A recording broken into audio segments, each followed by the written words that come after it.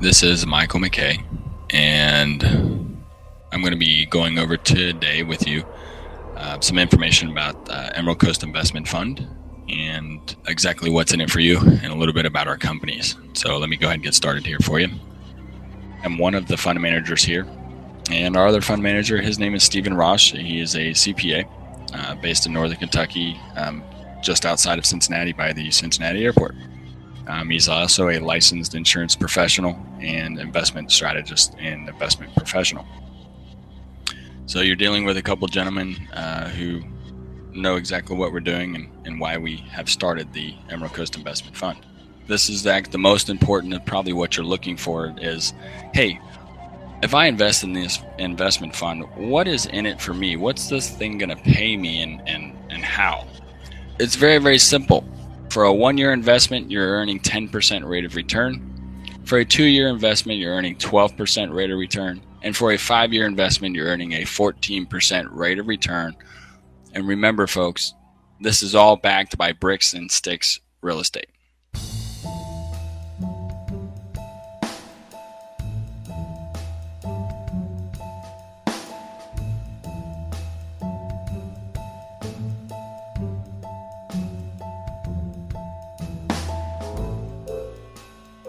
There's been a recent spike in investigative films and podcasts about con men enacting bold schemes and making off with everything from jewelry and lucrative employment to money and luxurious lifestyles.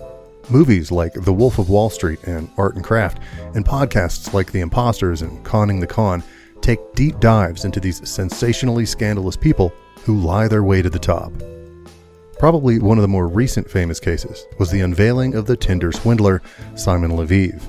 He was the Israeli con artist who swindled more than $10 million from several wealthy women throughout Europe, Israel, and the US by pretending to be the son of a billionaire diamond magnate.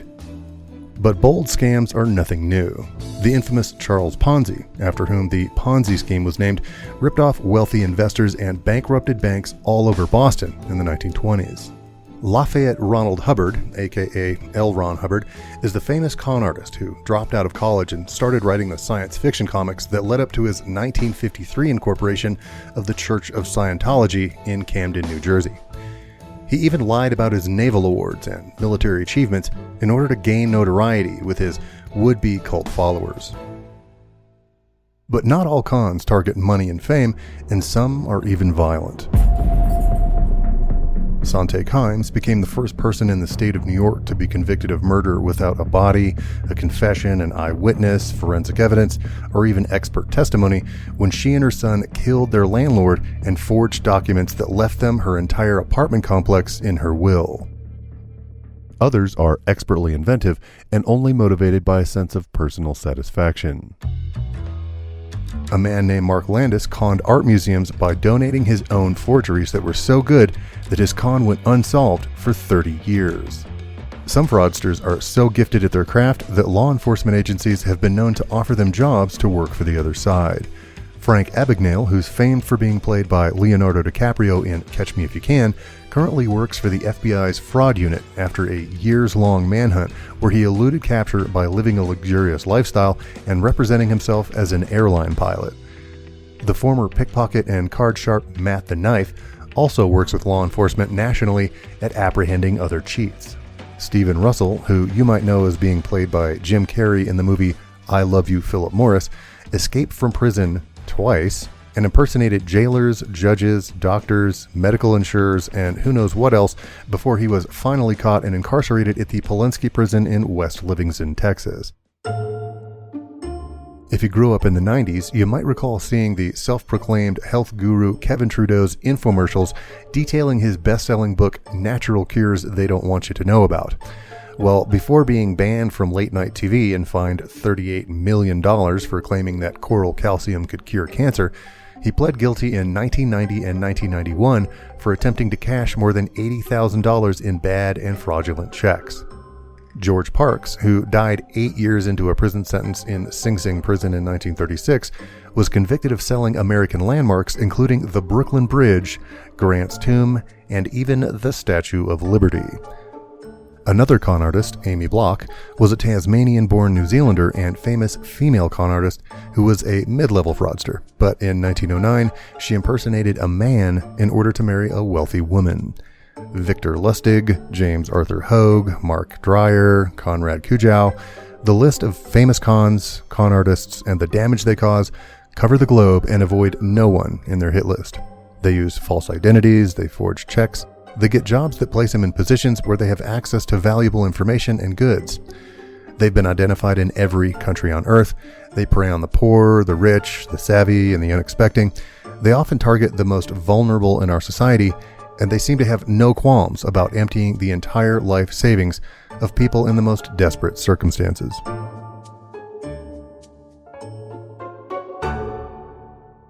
As if attempting to top the charts of these brash bandits, a man named Michael Mackay has been under clandestine investigation for multiple felonies across multiple states, spanning multiple years, by a state-level investigator in Florida.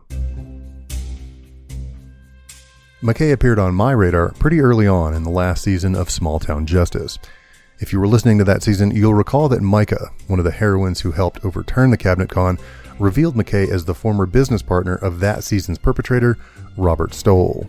I was working with Mike Mackay. I was good at it. Everything that Mackay had his hands in, Stoll was pretty much aware of it. Robert and Michael were scamming people together.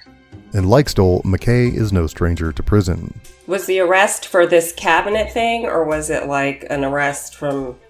It wasn't for cabinets, but it was for a different business. I mean, he had business names.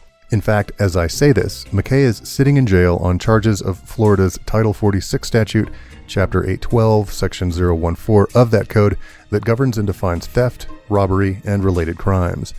There's a link to that statute in the show notes. It's lengthy, but worth the read. You'll specifically want to look up crimes detailed under Paragraph 2, Section C, Item 1, which denotes a third-degree felony theft of property valued between $5,000 and $10,000. Because Mackay has several charges that I'm aware of, 2 of which are still pending, this makes me think that he's currently in jail for a crime committed against one of the witnesses I've already interviewed for this story. But I'll have to confirm that later, so we'll get to that when I do. Now, before I get too far into this, I should say that we'll be hearing from victims and witnesses whose experiences span many years and who report to have undergone extreme trauma at the hands of our perpetrator. So everything everyone says in this story should be considered alleged unless otherwise proven in the court of law. This includes any claims that I make which are heavily reliant on the information that I receive from these interviewees.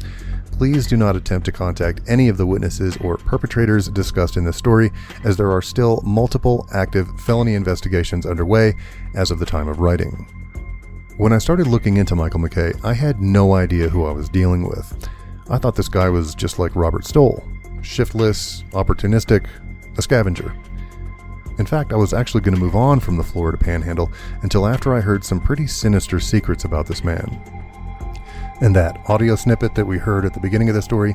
So you're dealing with a couple gentlemen who know exactly what we're doing. That was Mackay attempting to lock in investments on a 2016 land purchasing and home building scheme in and around Gulf Breeze, Florida. It was presented to what appears to be at least 50 investors that watched that presentation. It's not clear whether or not it was live streamed or just used as a promotional item that perhaps was later shared on the web, but it bears a striking kinship to a 2019 investigation where multiple investors went after Mackay for never having delivered on any promises or returning any money. There's no building permit even filed, right? So for someone to take $565,000 and flush it down the toilet, it's kind of wild, right? You don't imagine that that's something that, it looked like an official contract. From Mackay's pattern of not just well-chosen victims, but also seemingly well-choreographed scams, he emerges as nothing short of calculating, conniving, a predator who spends his days researching the law to find loopholes, and who even lines up contingency plans for when he'll inevitably wind up in court. Every one of my witnesses told me he was, well, an asshole. They said it in different ways, of course, but that's the sum total of their opinions. And I don't mean a few of them. I mean every single person that I spoke with that had any interaction with him. He's very threatening and ugly And I'm sure that there's a ton more people that he literally scared, that they walked away and never said anything else because they were scared of him. This includes his victims, Michael Mackay is a thief and a liar, and he should be locked up in jail. his colleagues working in the home improvement and construction fields. Yes, sir. Hey, this is Felix with H&T Ventures. I flip houses, man, and I work with a lot of people that are in construction, and so apparently he was on parole, I guess. Mackay's former business partner, who I interviewed in prison. One of my major reasons for getting away from McKay was not only that he wasn't paying me regularly, but he was just a fucking scumbag. I mean, just a total shit magnet. And he just was awful. People he surrounded himself with, awful. A former employee of his. And the state's attorney get up and talk about what a horrible, rotten rat person he is. Even his own daughter. He went to Ohio, and I kept his daughter. And the day that he called and said he was in Pensacola and needed us to come pick him up, she was like, can't they just keep him one more day? Like, that's how bad it is. Like, when your daughter just wants you to stay in jail just like one more day to have just a little bit of peace, that's pretty bad. Yeah.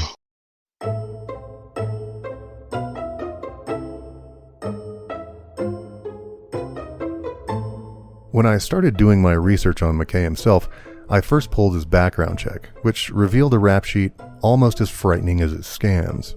He was convicted of his first charge when he was barely 18 years old for joyriding on the top of a car. A year later, he was charged with 3 counts of drag racing. Then he got a succession of charges in 1998, 99, 2002, and 3 for driving without a license, and 1 for driving on a suspended license. Also in 2003, he stepped up his game and was convicted of felony theft in Warren County, Ohio, which was his first of several felonies to come. In more recent years, his pattern of criminal activity took on less of a thrill-seeking role, but still landed him in much hotter water. In 2017, a class action lawsuit was filed against his company REPF Fund 1. That was followed by a March 2018 felony grand larceny case of exploiting an elderly woman for more than $10,000.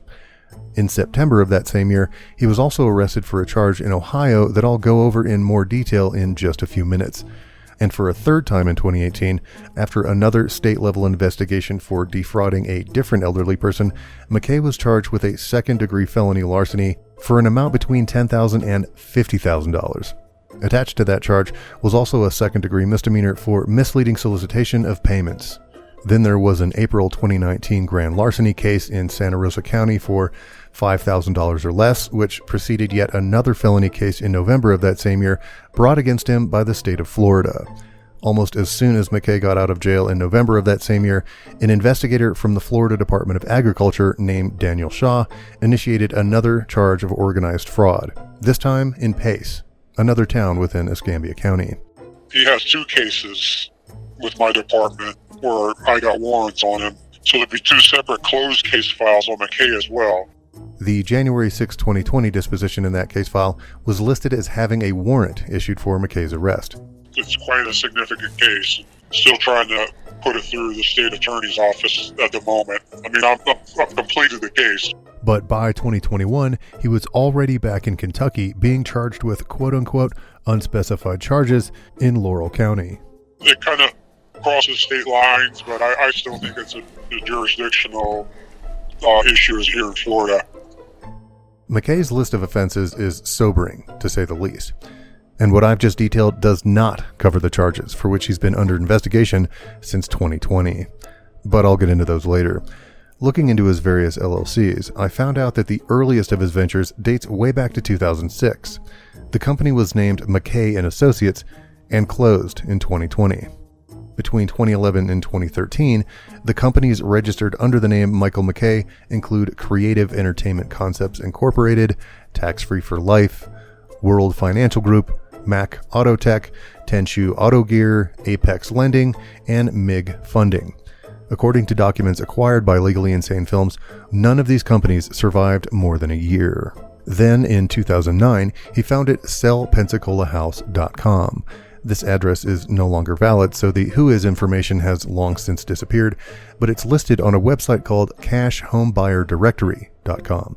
On that listing, Mackay has 2 business partners whose pictures, descriptions, and votes of confidence look pretty solid, at least on the surface. Dustin Reeves, who only lists a Gmail address on his Florida realtor profile, is the second of 3 partners of this venture after Mackay. Looking a little closer, the address of his realty company, 913 Gulf Breeze Parkway, is not registered to an actual office, but a residential home. And even the name of his company, Upside Realty, would be pretty ironic if it turns out to be not necessarily on the upside of an ethical realty business. A quick sidebar before continuing. When I did a basic search for Dustin Reeves, the first link that appeared was from a May 2nd, 22 news story of a 36-year-old man with the same name. The news article reports that while completely naked, Reeves attacked multiple people with a claw hammer while 2 underage boys stood within swinging distance. That is what you call an unfortunate coincidence, especially since there are only 50,000 people in the Pensacola area. What are the actual odds that I find while looking for evidence of a criminal network in the same week that, in a mid-sized community, a clearly disturbed violent criminal makes headlines with the same name as one of the associates of the convicted felon, who represents the very focus of my story? Whatever the odds happen to be, thankfully this is not my man. The final partner of the trio, however, is the one that makes me want to clear Dustin's name from any wrongdoing that Mackay is involved in. Sam Parker, who appears a bit husky and with a very young face, has an even more interesting story in the Pensacola area. As far as I can tell, he currently sits on the Board of Commissioners in nearby Milton, Florida. He's a former sheriff in Escambia County where he worked for 10 years, earning the Medal of Achievement, the Medal of Valor, and even the Purple Heart for being shot in the line of duty.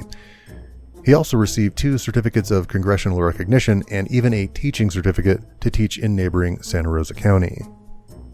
I'll be reaching out to both these men soon enough, but suffice it to say, my knee-jerk reaction to finding out that one of Mackay's early business associates has only slightly questionable attributes surrounding his business dealings, and the other, well, let's face it, if he's crooked, that's going to make this investigation a lot more interesting in the weeks to come.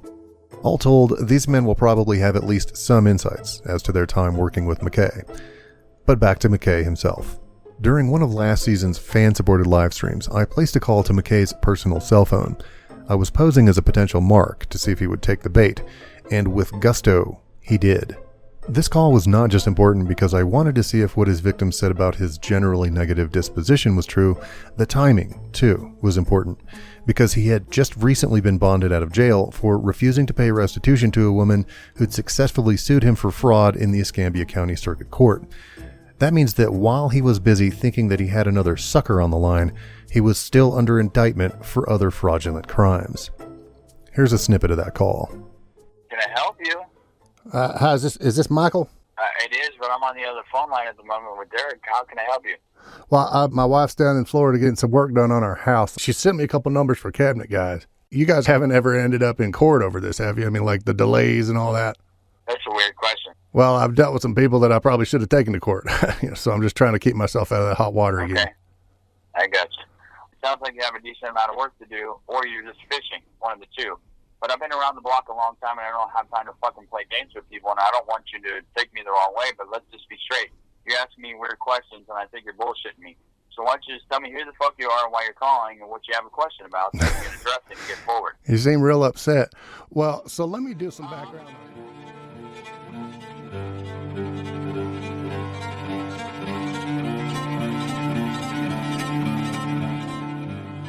The full live stream of that conversation can be heard by joining the fan club at the investigator level at legallyinsanefilms.com.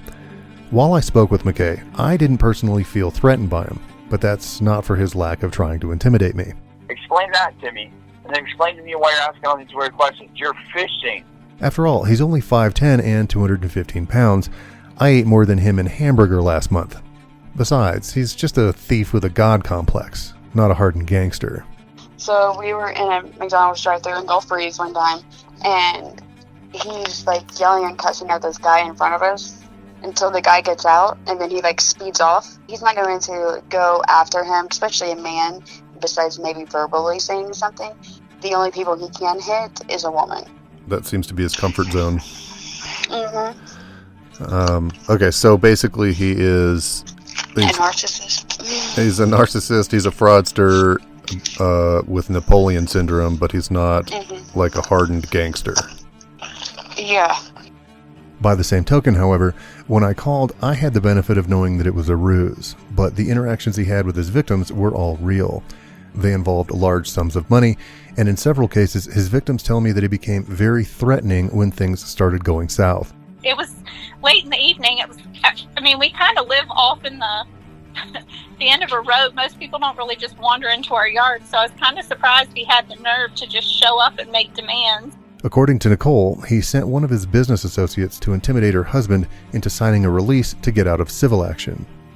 He had to have been aware we had these security cameras, and we made sure to stand out front right underneath him the whole time he was here, too. He was oppositional. And no sooner than pulled away that Michael Mackay called and was so ugly. He was calculating. Once you get done by these type of people, right, it fundamentally changes your psychology, your ability to reason at just deeper levels than, frankly, humans should have to imagine, let alone do. His activities affected scores of people. By the time I started to really kind of catch on to who Mike Mackay was, it was time to go. Ultimately, we got to a point where we were close enough to whole that we washed our hands of it because it will consume your whole life, because the guy is just super nasty and an ugly individual altogether. I will tell you, he is walking around Pensacola pretending to be a cabinet specialist. And worst of all, he was organized. I did business with a wholesale cabinet group, and I find out that he was under another name. So now I'm seeing all of these reviews, and I'm thinking, crap, we really might have gotten scammed. He had a cabinet shop in Ohio as well? Yes, in Hamilton.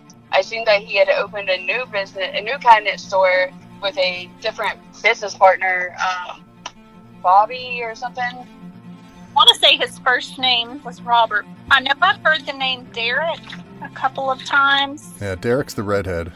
The end result of his schemes was a very profitable con. The guy owes me, based on interest, he owes me close to $800. It was like $777,000 last calculation I did.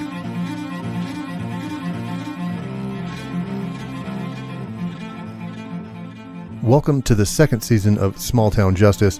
I'm your host, Kyle O'Donnell. This is the story of Mad Michael's Millions.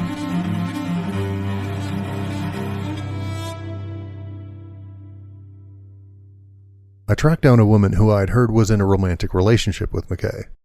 It was also alleged that he physically abused her. Hello, Sierra? Hey, Sierra, yep. Hey, how's it going? It's going another day, another dollar. I knew that you existed for several months, and I didn't reach out because Mackay hadn't been picked up yet, and I was waiting for that because I didn't want to, I just kind of assumed that he sort of treated you like he treated everybody else. I didn't know to what extent. Because of the allegations that he had assaulted her, and because nearly every victim said that he had harassed them when they demanded their money back, I didn't want to risk scaring her away from an interview with Mackay on the loose. I kind of assumed, I think there was a rumor that one of my witnesses said that you'd been assaulted. Numerous times. Yeah. And then Mackay was locked up. They thought it was out of their jurisdiction, and I arrested Mackay. And not just booked in so that he could be bonded out like usual. Michael Mackay gets up and they said, we'd like the motion to continue. I'm like, what? We sat in here all the whole time for you to... And so it's real obvious that, while we're there. And why didn't you just say that to begin with? Yeah. Just tell them that's what you want to do before you have to sit in there all day. Mackay was found guilty for theft and was sentenced to 9 months behind bars. We've been there since 9 o'clock. What was their justification? Did they give a... They didn't even give one. That's where he's at while I'm penning this story. And they said, like, a motion to continue. I'm like, shit. Yeah. His ex-girlfriend's name is Sierra Dozier.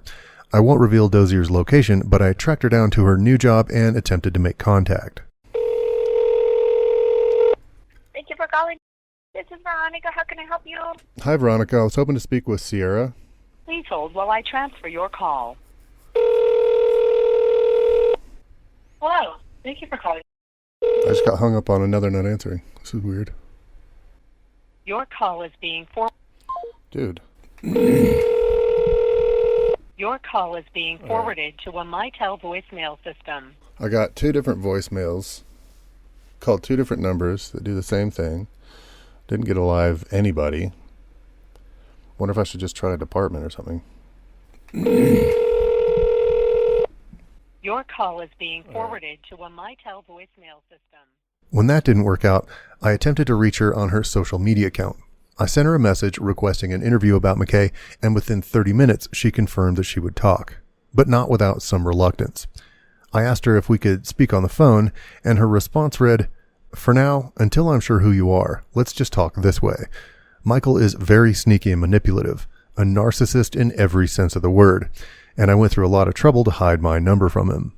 After convincing her that I had no connection to Mackay, she continued, saying, "It simply makes me nervous.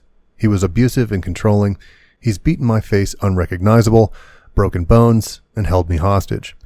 Anytime I tried to leave him, the beatings would get worse." When a witness is willing to talk, it tells me several things. Most often it means they're innocent, or perhaps they want to clear their name. In other cases, they might want to harm the subject of an inquiry in some way, perhaps because they have some kind of an axe to grind. We'll hear a statement given by Robert Stoll in the next episode, and you'll see what I mean. Stoll and Mackay had a pretty nasty falling out, and Stoll, who I assume would never be quite so forthcoming with an officer as to be labeled a snitch. Robert James Stoll. Okay. And do you have your driver's license on you? I do. Okay. Okay. Can you read your number off for me? S340. Was more than happy to divulge as many details as he could. He's real slick about not answering the phone, and got all the best technology to hide or call from different numbers, and can act like he's in Pensacola with this similar phone program that he's got. So it makes it to where he's got 6 or 7 multiple phone numbers on one phone. He can dial out from any one of them. Every call, of course, is recorded, and it's very odd. The cabinets were to be provided by Mike Mackay from a company called Unity. These are some screenshots that I happened to find online of him. This was back in May, early May. He even offered to give the officer more evidence than he'd originally asked for, just to add a degree of likelihood that Mackay would be charged for his crimes. I can give you his wife's name. That may help you to get in touch with him, because he's very slippery. He's a sketchy character. In fact, I remember talking to the Comptons and asking them to cancel their job and come with me, because I didn't think that Mike could service them to the quality that they were going to want. All things I didn't know very much about. If a particular interviewee doesn't want to talk, there's usually a much different reason. Sometimes it's because they just want to move on and leave the drama in their past, and sometimes it's because they don't want to be implicated in crimes they've gotten away with. Like, a lot of customers, would come in and they would only want to deal with me, but I'm like, I didn't have any access to any funds that was cabinet shop or would go to him. Like, I had access to none of that, and I didn't have any control over the ordering of it or the shipping of it, and so they want to only deal with me, and I'm like, only thing I can do is ask, and then relay the message. And I would tell them that I don't have any control or any part in that part of it. I did the designing. I don't mind talking to you. But after a while, when they're calling me 100 times, I'm like, I'm done answering, because I don't know what to say anymore. In this case, it seemed clear that Dozier's willingness to talk was because she wanted the truth about Mackay to come out. Our messages over social media continued for a short time. The cadence and tone of her messages was very telling of a deep fear of Michael Mackay. My original list of questions probed into the alleged con ring that I hoped she knew about, and the scams that he'd perpetrated in the real estate and cabinet businesses. But after that initial correspondence, my head was flooded with so many more questions. Like, why was Sierra Dozier so quick to accept my interview?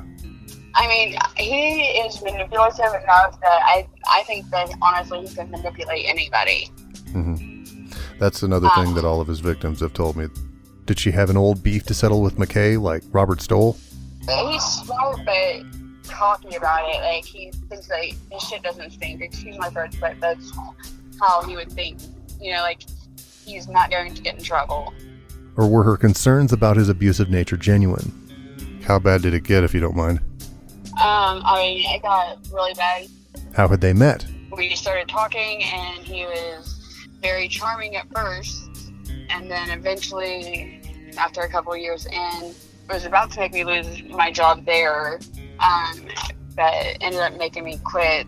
And so he had all control of all financial means at that point, because then to him I couldn't leave. They were both from Ohio. Did their families know each other? And if so, did his family know about her allegations of assaultive behavior? And if McKay's family was aware, why didn't they do anything to protect her? It's like I said before, it was very manipulative, and it got pretty bad. What about Angela Bott, Robert Stoll's wife? She would come in every now and then when I was around. I may have seen her like a handful of times. They worked together at Pensacola Discount Cabinets, which was owned by Mackay. Did Dozier know if Bott was part of the scams? I honestly have no idea. I know that when he left the cabinet store, that when he opened his own, I know it was under her. I thought. Did she hold the key to connecting the dots between Mackay's many years in the financial industry and the inspiration for Robert Stoll's crime spree? I find it to be a very uncoincidental coincidence that he and Robert Stoll found each other somehow randomly in a town of, in a community of 50 to 80,000 people, and they both got busted for the exact same crimes. Yeah, and that's what I'm saying. Like, I think that, Robert just being around, seen enough, or maybe read things or came across some papers. I have no idea. Yeah. But that gave him the idea of doing XYZ. Right, yeah, just kind of have to stand around in the office long enough. And with Mackay now finally in jail, would Dozier be more motivated to file domestic assault charges? No, so there's no tactic. It was just, I would say idle threats, but I guess not idle threats. As we got further into the conversation, I was reminded more and more that nearly everything I'd heard about Mackay from his victims, his former business partners, and now his ex-girlfriend was not just consistent, it was damning. And now I was speaking to the one person who could detail what life was like with Mackay behind closed doors, away from that facade he presents online, under the veil he uses to ensnare his victims, beyond the respectable image he exhibits to the bigwigs in the financial industry. Every door in the house was kicked in because trying to get away, I would go to a bathroom or something and he would kick the door in. So every door had been broken off the hinges. At one point in our messages, I asked Dozier if she'd considered taking out charges against Mackay. She said this: "Yes, however, I was threatened that if I didn't say what I was told to say, that he would do, quote, such and such." Later, when we were speaking on the phone, I asked her what she meant by that, and she said, "Because I didn't want to be hit anymore." Right. Prior to our call, when Dozier and I were still exchanging messages, she told me, "The cops did pick me up and take some pictures on Pensacola Beach one 4th of July, but I was too scared to give them a name." So let's just keep that on the back burner for a second. You remember back a few minutes ago when I said that I would detail another crime for which Mackay was arrested? Well, according to the Domestic Violence Database .net's Ohio registry, on September 23, 2018, just a few months after his charge for stealing from an elderly woman, Michael Norman Mackay, who was 39 at the time, was arrested for domestic violence. His profile on that database says he was unsentenced. If he was never convicted of the crime, it could be because of the same reasons that Dozier claimed she refused to name Mackay to police when she allegedly filed a police report for domestic assault on July 4th. In other words, if Mackay had a pattern of beating his intimate partners for speaking out against his abuse, this would explain why he was never convicted of that charge in Ohio. If I was ever curious about what she meant when she indicated being afraid of what he would do, she clarified that curiosity in our conversation. He broke my humerus, he fractured my eye sockets, my face was literally unrecognizable. It got pretty bad. So we're talking like full-on closed fist punching. Closed fist punching with whatever object is near. When I offered to connect Dozier to the investigator who could levy charges against Mackay for assaulting her, She didn't immediately seem interested. Do you have any interest in talking to the detective? Do you want me to connect you to? I don't mind if they have questions for me. I don't mind answering questions. Even though I've got at least 7 inches and 50 pounds on Mackay, imagining him assault a woman half his size makes me want to try my hand at being a con artist myself. Maybe I could convince his warden that I'm his attorney. Maybe take a closed-door meeting with him. Cameras off. No two-way mirror. Just him and me. But then again, just knowing that the only thing Mackay's cocky attitude will get him in prison is a face full of bruises assures me that the worst thing anyone can do to Mackay has already been done by Mackay himself. After all, he's probably being made someone's bitch sandwich right now.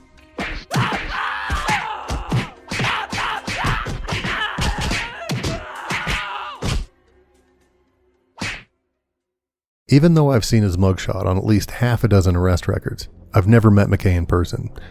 Nevertheless, I imagine he presents himself a lot like he does online. Classy, sophisticated, educated, having a vast expertise in real estate and various capital investments. The website that I mentioned before, sellpensacolahouse.com, lists Mackay as the founder and says this about him.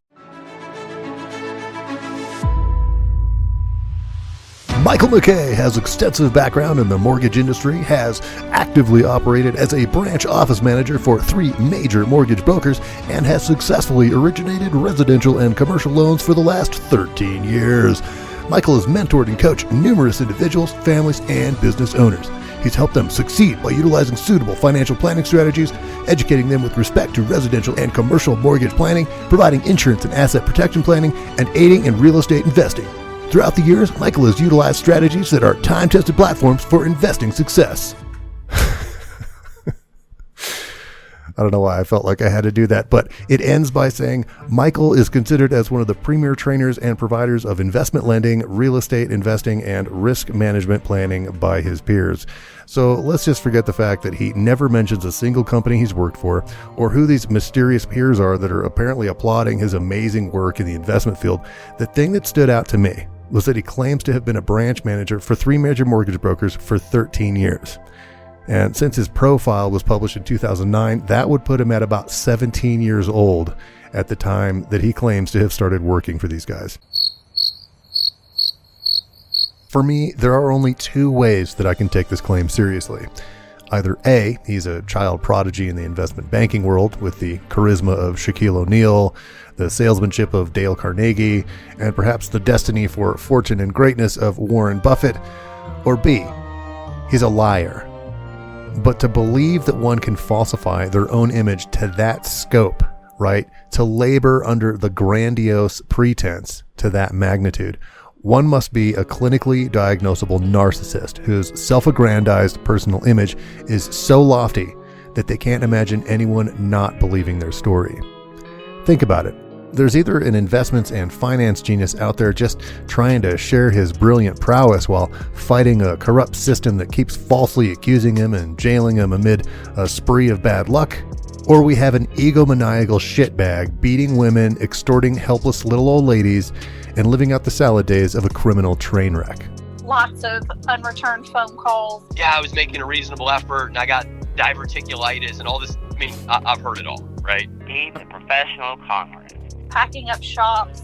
And now it's 4 months and I still don't have my product or my money back. Now all your stuff is out of stock. That's why we couldn't get it. Now we have to reorder it. And it's quite a significant case. Lots of accusations. Multiple times for the same case. While we were just kind of sitting here in limbo and he had all of our money. But never made it whole, but every time they just keep giving him another chance. When you called, I was like, shit, did the Mackays put this dude up to? Like, it really screws with your mind. This guy came down from multiple states saying insurance fraud. I guess he was supposed to pay them X amount of points on the back end when the house sells. There's a cabinet company in Pensacola. He was using their name, acting as if he was with them, stealing people's money. But he was just a fucking scumbag. It's quite a story.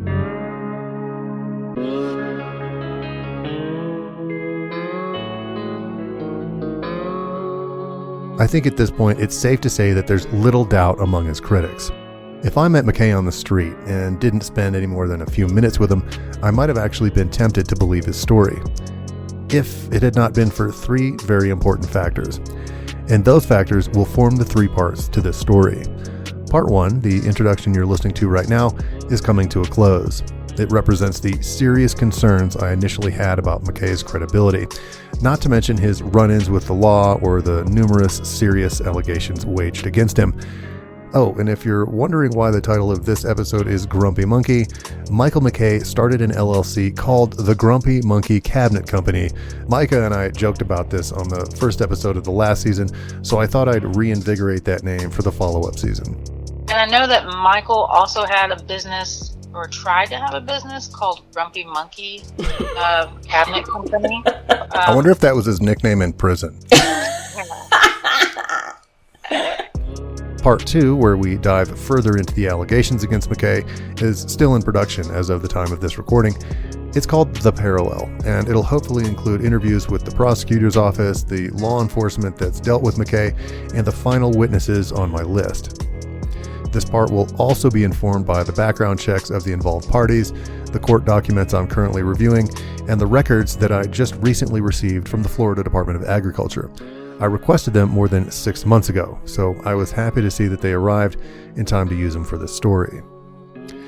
Since Mackay still has several months left on his current sentence, and because I'm not yet aware if the prosecutors plan to move forward with his latest 2 felony charges, just be aware that it may be several weeks before I can complete and release that episode. Part 3, which is entitled Family Affair, will undoubtedly be the most shocking of the 3 parts. I'm still finding out information that will be included in that segment, so until then, I'll be keeping a lid on that one.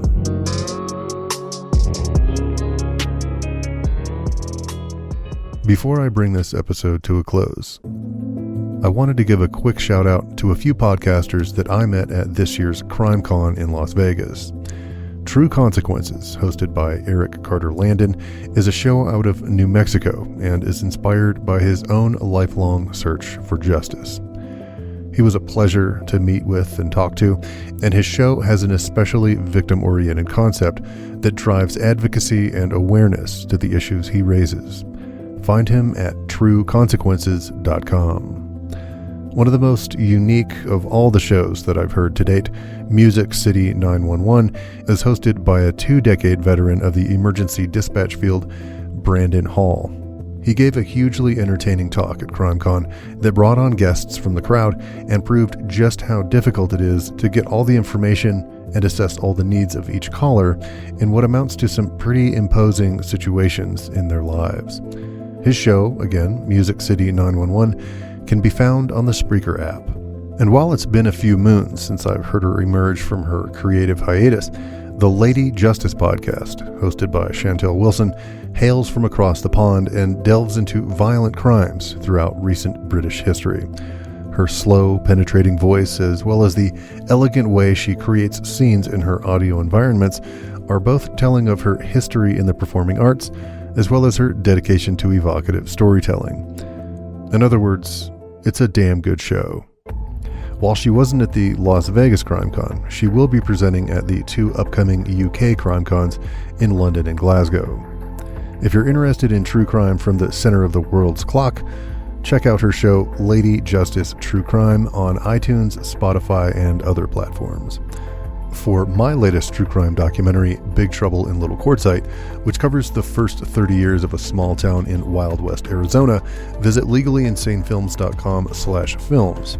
For previous episodes and for video versions of our podcasts, outtakes, and extras, visit legallyinsanefilms.com/STJ for Small Town Justice, and join the fan club, where you can vote on episodes, win merchandise from the shows, and even help us on our investigations. Visit legallyinsanefilms.com and click Join the Fan Club. Most of our socials can be found under my name, Kyle O'Donnell, and that's Kyle spelled with a C. Feel free to send any feedback that you have about the Small Town Justice podcast to thejusticepod@gmail.com. Subscribe via email at legallyinsanefilms.com to get the updates on parts 2 and 3 of this investigation coming soon. Thanks so much for being a part of this investigation. This has been a production of Legally Insane Films, LLC. I'm your host, Kyle O'Donnell. We'll see you next time.